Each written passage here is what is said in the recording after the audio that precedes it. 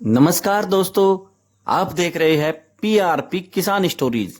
तो आपको हमारी कहानी कैसी लगती है कमेंट बॉक्स में कमेंट करके जरूर बताइए। धन्यवाद। पड़ता था। जामुन ले लो, ताजे मीठे जामुन ले लो, अभी जंगल से तोड़ कर लाया हूँ। अरे भाई, जामुन कितने रुपए किलो दे रहे हो? भाई साहब, 50 रुपए किलो है। जामुन बिल्कुल ताजे और अच्छे हैं। क्या बात कर रहे हो? इतने महंगे जामुन कौन खरीदेगा? क्या इसमें सोना लगा है? नहीं भाई, ऐसी बात नहीं है। बड़ी मेहनत से जंगल से लाया हूँ, इसलिए दाम थोड़ा ज्यादा है। अगर 20 रुपए किलो देना है तो दो, वरना मैं दूसरी जगह से खरीद लूंगा। 20 रुपए में तो मुझे नुकसान हो जाएगा भाई, इतना कम नहीं दे सकता। इतना सुनकर ग्राहक वहाँ से चला जाता है। आज पूरा दिन बीत गया, लेकिन मेरा एक भी जामुन नहीं बिका। बड़ी मुश्किल से एक ग्राहक आया था, मगर वो भी बिना खरीदे ही चला गया।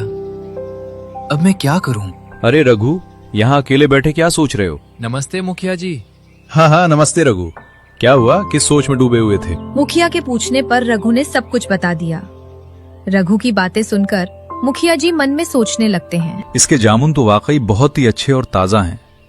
वो आदमी बहुत ही बेवकूफ था। ऐसा करता हूँ, मैं कम पैसों में जामुन खरीद लेता हूँ। अच्छा, अगर ऐसा है तो मुझे 10 किलो जामुन दे दो, लेकिन 30 रुपए किलो के हिसाब से। ठीक है मुखिया जी, मैं अभी देता हूँ। ऐसा कहकर रघु मन में सोचने लगता है। चलो, कम से कम मुखिया जी ले तो लिए, और उनसे ज्यादा ले भी नहीं सकते। अब जो भी मिलेगा उन पैसों से घर का सामान लूंगा, क्योंकि खाली हाथ तो मैं घर नहीं जा सकता। मुखिया जी चालाकी से मन में सोचने लगते हैं। बेवकूफ आदमी, इन लोगों से प्यार से दो मीठे बोल क्या बोलो, ये लोग सब कुछ न्यौछावर कर देते हैं। फिर मुखिया जी जामुन लेकर वहाँ से चले जाते हैं। रघु भी अपना सामान समेटकर वहाँ से घर की ओर निकल जाता है। अजी सुनते हो, अच्छा किया जो आज जल्दी घर आ गए। क्या हुआ रूपा, तुम इतनी परेशान क्यों हो रही हो? माँ की तबीयत बहुत खराब हो गई है, उन्हें बहुत तेज बुखार है। रूपा, तुम ये क्या कह रही हो? तुम रुको, मैं वैद्य जी को लेकर आता हूँ। फिर रघु वैद्य जी के पास चला जाता है। रास्ते में बहुत तेज बारिश होने लगती है, लेकिन अपनी माँ को बचाने के लिए वो जैसे तैसे वैद्य जी के पास पहुँच जाता है। रघु उन्हें सारी बात बता देता है और फिर वैद्य जी को अपने घर ले आता है। रघु, तुम्हारी माँ को बहुत तेज बुखार है। ये सिर्फ एक दवा से ही ठीक हो पाएगा, मगर वो दवा बहुत महंगी है। वैद्य जी, आप पैसों की चिंता मत कीजिए, बस आप मेरी माँ को ठीक कर दीजिए। फिर वैद्य जी रघु की माँ को दवाई दे देते हैं और अपने घर चले जाते हैं। सुनते हो जी, आपके पास इतने सारे पैसे कहाँ से आए? आज मुखिया जी ने मुझसे काफी सारा जामुन खरीद लिया था, ये पैसे वहीं से आए थे। इसका मतलब सारे पैसे माँ की दवाइयों पर लग गए। हाँ रूपा, अब मेरे पास कुछ नहीं बचा है। फिर ऐसे ही कुछ दिन बीत जाते हैं और रघु की माँ ठीक हो जाती है। लेकिन रघु की जामुन की बिक्री दिन ब दिन कम होती जा रही थी। रोजाना केवल 20 रुपए या 40 रुपए की ही कमाई हो पाती थी। फिर एक दिन रूपा बोलती है, ए जी, घर में खाने के लिए कुछ भी नहीं बचा है, अब क्या करेंगे? तुम चिंता मत करो रूपा, आज भगवान चाहेगा तो सारे जामुन जरूर बिक जाएंगे। मुझे पूरा विश्वास है कि भगवान हमारी मेहनत को बेकार नहीं जाने देगा। बस तुम हिम्मत मत हारो, सब कुछ जल्द ही ठीक हो जाएगा। इतना कहकर रघु अपनी जामुन की टोकरी उठाकर फिर से गांव की ओर निकल पड़ता है। जामुन ले लो, जामुन ले लो, ताजे और मीठे जामुन ले लो। इस तरह रघु पूरे गांव में घूम घूम कर अपने जामुन बेचने की कोशिश करता रहा, लेकिन शाम होने तक उसकी एक भी जामुन नहीं बिकती। तो वो थक हार के एक पेड़ के नीचे बैठ जाता है। हे भगवान, मैंने आज पूरा दिन मेहनत की, फिर भी एक भी जामुन नहीं बिका। अब तो जामुन भी सड़ने लगी है। अब मैं अपने परिवार का पेट कैसे भरूंगा? आखिर मेरी किस्मत कब बदलेगी? रघु ये सोच ही रहा था कि तभी वहाँ से एक साधु बाबा गुजरते हैं। भिक्षाम देही, भिक्षाम देही, तू 1 दोगे, ईश्वर तुम्हें 100 देगा। प्रणाम साधु बाबा। आयुष्मान भव पुत्र। क्या आपको कुछ चाहिए? हाँ पुत्र, मैं एक भिक्षुक हूँ और यहाँ मैं लोगों से भिक्षा मांग रहा हूँ। कैसे भिक्षा साधु बाबा? पुत्र, मैं अपने शिष्यों के लिए भोजन इकट्ठा कर रहा हूँ, इसलिए गांव-गांव लोगों से भिक्षा मांग रहा हूँ। पुत्र, अगर तुम चाहो तो अपनी इच्छा से कुछ भी दे सकते हो। क्षमा कीजिए साधु बाबा, मेरे पास आपको देने के लिए पैसे नहीं है, घर में भी अनाज नहीं है और आज सुबह से मेरी कोई कमाई भी नहीं हुई है। पुत्र, क्या तुम मुझे ये जामुन दे सकते हो? बाबा की बात सुनकर रघु सोचने लगता है। हाँ, ये जामुन तो मैं बाबा को दे सकता हूँ। वैसे भी शाम हो गई है और अब इनके बिकने की उम्मीद बहुत कम है। वैसे भी ये खराब हो जाएगा, अगर ये किसी के काम आ जाए तो अच्छा ही है। जी साधु बाबा, आप ये जामुन ले जाइए। रघु की बात मानकर साधु बाबा टोकरी से थोड़े से जामुन उठाते हैं। ये क्या साधु बाबा, आप इतनी कम जामुन क्यों ले रहे हैं? आप चाहे तो पूरी टोकरी ले जाइए। अगर मैंने तुम्हारे सारे जामुन ले लिए तो तुम क्या बेचोगे पुत्र? कोई बात नहीं बाबा, मैं कल फिर जंगल से जामुन तोड़ लाऊंगा, आप इन्हें ले जाइए। पुत्र, इतनी बड़ी टोकरी मैं कैसे ले जाऊंगा? आप बताइए, आपको कहाँ जाना है? मैं खुद पहुँचा देता हूँ। ठीक है पुत्र, चलो तुम मेरे साथ। इतना कहकर साधु बाबा रघु को अपने साथ जंगल की ओर ले जाते हैं। कुछ देर बाद वे अपनी कुटिया पहुंच जाते हैं। धन्यवाद पुत्र। बाबा, धन्यवाद की कोई बात नहीं है, ये तो मेरा फर्ज था। मेरा आशीर्वाद हमेशा तुम्हारे साथ रहेगा। बाबा, अगर आप बुरा ना माने तो मैं आपसे कुछ पूछूं? पूछो पुत्र। आपने जामुन तो ले लिए, लेकिन क्या आप लोगों को खाने में सिर्फ जामुन ही देंगे? नहीं पुत्र, सब्जी और अनाज पहले से है, मैं सिर्फ जामुन की तलाश में निकला था। ये जानकर मुझे बहुत अच्छा लगा कि मेरे जामुन आपके काम आएंगे बाबा। अब मुझे अनुमति दीजिए, मैं चलता हूँ। रुको पुत्र, जाने से पहले मैं तुम्हें कुछ देना चाहता हूँ। ये लो, इसका नाम रानी है। आज से ये चिड़िया तुम्हारी हुई। चिड़िया? लेकिन बाबा, मैं इसे कैसे ले सकता हूँ? ये तो आपकी है और इतनी कीमती चीज मैं आपसे कैसे ले लूं? जब तुमने बिना किसी स्वार्थ के अपनी पूरी टोकरी मुझे दे दी, तो क्या मैं तुम्हें एक छोटी सी चिड़िया भी नहीं दे सकता पुत्र? लेकिन बाबा, मैं इस चिड़िया का क्या करूँगा? मुझे समझ नहीं आ रहा कि ये मेरे किस काम आएगी। ये कोई साधारण चिड़िया नहीं है पुत्र, ये एक जादुई चिड़िया है। जब तक ये तुम्हारे साथ रहेगी, तुम्हारा भाग्य चमकता रहेगा। तुम्हारे जीवन की परेशानियां धीरे धीरे दूर होती जाएंगी। लेकिन ध्यान रहे, इसकी सच्चाई किसी को पता नहीं चलनी चाहिए। ये सुनकर रघु रानी चिड़िया को लेकर अपने घर की ओर निकल पड़ता है। तो रास्ते में रानी चिड़िया बोलती है, रघु, साधु बाबा ने जो कहा है उसे याद रखना। किसी को मत बताना कि मैं जादुई चिड़िया हूँ। ठीक है दोस्त, मैं वादा करता हूँ, ये राज किसी को नहीं बताऊंगा और हमेशा इसे छुपा कर रखूंगा। रघु रानी चिड़िया को अपने घर ले आता है। अजी, आप इस चिड़िया को कहाँ से लेकर आए हो?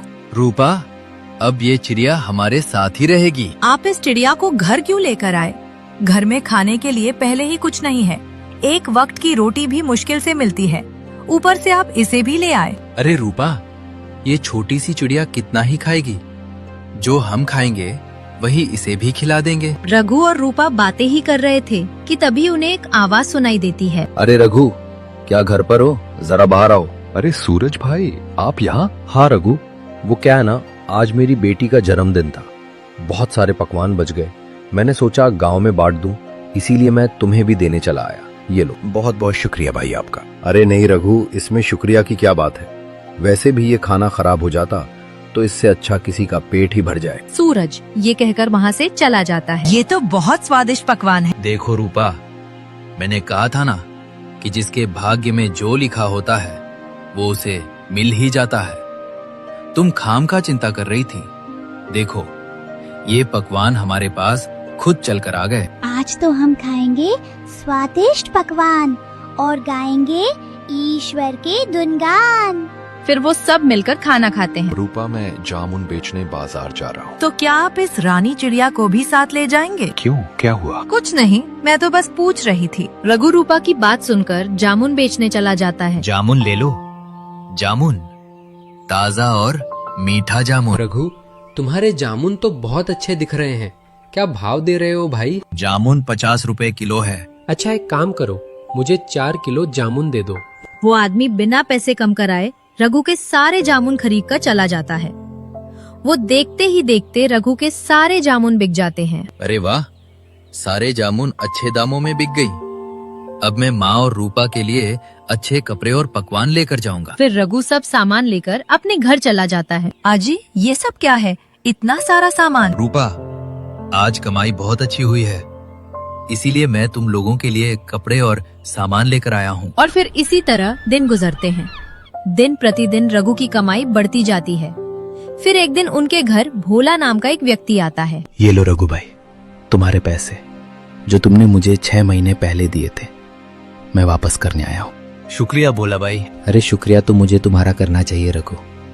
तुमने बुरे वक्त में मेरी मदद की थी, लेकिन पैसे लौटाने में देरी हो गई, इसके लिए मैं माफी मांगता हूँ। भोला रघु का पैसे वापस करता है और वो वहाँ से चला जाता है। अजी, सुनते हो, ये अचानक से लोग हम पर इतना मेहरबान कैसे हो गए?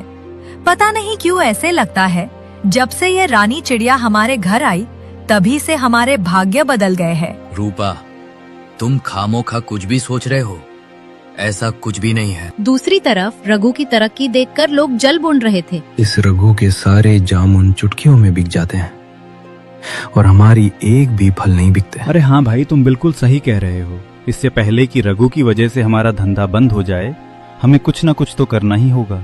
ऐसा करते हैं भाई, इसकी शिकायत मुखिया जी से करते हैं, बाकी वो खुद ही देख लेंगे। इतना कहकर दोनों मुखिया जी के पास चले जाते हैं। मुखिया जी नमस्ते। नमस्ते, कहो कैसे आना हुआ? हम आपको एक बहुत जरूरी बात बताने आए हैं। बताओ, कैसे जरूरी बात है? मुखिया जी, हमारे गांव का जो रघु है दूसरों के खेतों से जामुन चोरी करके बेच रहा है। ये तुम क्या कह रहे हो? मुखिया जी, हम सच कह रहे हैं, हमने अपनी आंखों से खुद देखा है। ठीक है, अगर ऐसी बात है तो मैं रघु को इसकी सजा जरूर दूंगा। वो दोनों आदमी रघु के खिलाफ मुखिया को भड़काकर वहाँ से चले जाते हैं। मैंने तो रघु को बहुत सीधा समझा था, मगर ये तो मुझसे भी चालाक निकला। मुझे इसके बारे में पता लगाना होगा। आज रात ही मैं रघु के यहाँ जाकर बात का पता लगाऊंगा। रात होने पर मुखिया जी चुपचाप रघु के आंगन में आ जाते हैं और उसके घर की खिड़की के पास खड़े हो जाते हैं। सुनो जी, मेरी कसम खाकर सच बताइए, आखिर ऐसा क्या हुआ कि हमारे दिन अचानक बदल गए? मैं पूरी सच्चाई जानना चाहती हूँ। रूपा के कसम देने पर रघु सारी सच सच बात बता देता है। अरे वाह, ये तो बहुत ही खुशी की बात है। उन दोनों की सारी बातें मुखिया जी सुन लेते हैं। तो इसका मतलब ये है कि चिड़िया के हाथ में ही रघु के भाग्य की चाबी है। अगर मैं इस चिड़िया को अपने साथ ले जाऊं तो मेरा भाग्य भी बदल जाएगा। फिर अगले दिन सुबह होने पर मुखिया जी उन आदमियों के साथ रघु के घर पहुंच जाते हैं। रघु, तुम इतने बड़े चोर निकलोगे, मैंने कभी सोचा नहीं था। चोरी कैसी मुखिया जी? ज्यादा बनने की जरूरत नहीं है, मैं तुम्हारी सारी सच्चाई जान चुका हूँ। कैसी सच्चाई मुखिया जी? रघु, एक तो तुम दूसरे के खेतों से जामुन चोरी करके बेचते हो और पूछते हो कैसी चोरी। अब तुम्हारी सजा यह है कि तुम्हें 15,000 रुपए का भुगतान करना पड़ेगा। मुखिया जी, मेरे पास इतने पैसे नहीं हैं। सच बोल रहा हूँ, मैंने किसी का कोई चोरी नहीं की है। अगर तुम्हारे पास 15,000 रुपए नहीं है तो मैं ये तुम्हारी चिड़िया अपने साथ ले जाऊंगा। नहीं नहीं, मैं तुम्हारे साथ नहीं जाऊंगी। मुखिया जी, ये मेरी चिड़िया है, आप मेरी चिड़िया को ऐसे लेकर नहीं जा सकते। रघु को विवश देखकर वही फल वाला आदमी बोलता है, मारो इसे, ये हमारे खेतों में चोरी करता है और हमारी मेहनत के पैसों पे ऐश कर रहा है। हाँ हाँ मारो, ये हमारे खेतों में चोरी करता है और हमारी मेहनत के पैसों पर ऐश कर रहा है। हाँ हाँ मारो इसे। मेरे पति को छोड़ दीजिए, ये निर्दोष है, इन्होंने कुछ भी गलत नहीं किया है। सभी की बातें सुनकर मुखिया जी रघु को छोड़ देते हैं और अपने मन में सोचते हैं, बेवकूफ इंसान, अब मैं इसके चिड़िया से अपने भाग्य को बदलूंगा। फिर ऐसे ही कुछ दिन बीत जाते हैं। रानी चिड़िया के चले जाने से रघु की हालत पहले से भी बदतर हो जाती है। सुनिए जी, अब तो हमारे पास खाने के लिए कुछ भी नहीं बचा है, और पहले की तरह जामुन भी बिकना बंद हो गए हैं। ईश्वर पर भरोसा रखो रूपा, कोई ना कोई रास्ता जरूर निकल आएगा। और उधर चिड़िया बहुत मायूस थी और मुखिया चिड़िया से बोलता है, सुनो चिड़िया, अब से तुम मेरे साथ ही रहोगी और मैं ही तुम्हारा मालिक हूँ, समझी? नहीं, मेरा मालिक रघु है और वो मेरा दोस्त है। मुखिया जी चिड़िया से बातें कर ही रहे थे कि तभी उनके पास एक व्यापारी आता है। अरे रमेश भाई। हाँ, मैं यहाँ एक काम से आया हूँ। हाँ कहिए, क्या काम है? असल में मैं इस गांव को छोड़कर जा रहा हूँ और यहाँ मेरी बहुत सी जमीनें हैं जिन्हें मुझे बेचना है। तो मैं इसमें आपकी क्या मदद कर सकता हूँ? यही कि अगर आप मेरी सारी जमीनें खरीद लें तो बहुत अच्छा होगा, क्योंकि आपके सिवा इस गांव में मेरी इतनी जमीनें कोई नहीं खरीद सकता। फिर मुखिया जी उस व्यापारी की जमीनों को कम कीमत पर खरीद लेते हैं और कुछ दिनों बाद उन्हें दोगुनी कीमत में बेच देते हैं। अरे वाह, ये चिड़िया तो वाकई किस्मत की चाबी है। मुझे इसे सबसे छुपा कर रखना होगा, वरना कोई इसे मुझसे छीन लेगा।